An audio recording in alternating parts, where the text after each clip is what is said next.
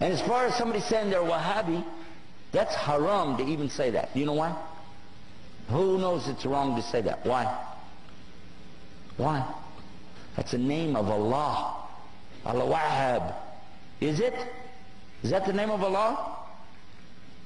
Do you not remember I was just talking about in another section, don't make fun of Allah's names? And you're calling somebody a Wahhabi? You can't say it about yourself, and you cannot say it about somebody else. Because it's Allah's name. Don't play with it. And by the way, the people who played with that were the enemies of somebody, but they didn't want to call him by his name, his followers by his name, so they called it by his father's name. His name, he lived 270 years ago, his name was Muhammad ibn Abdul Wahhab. But they don't call him Abdul Wahhabis, or bin Abdul Wahhabis, or Mohammedans, because they know you could catch them in what they're saying. But these were the enemies to this particular scholar and his teachings.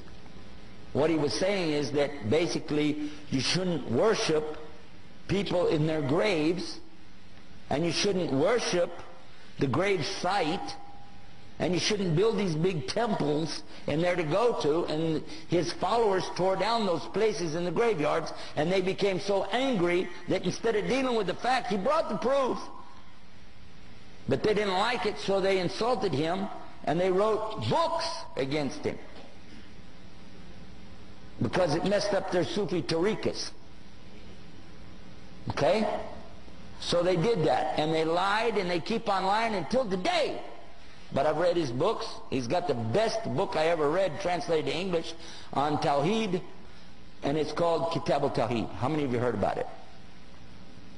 Did you find anything wrong in it? He quoted the book of Allah.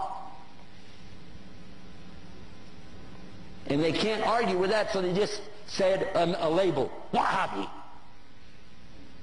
What really happened over 200 years ago, there was a student of knowledge who memorized the Quran when he was not even a teenager yet. He studied all of the fiqh, jurisprudence of the Hanafi.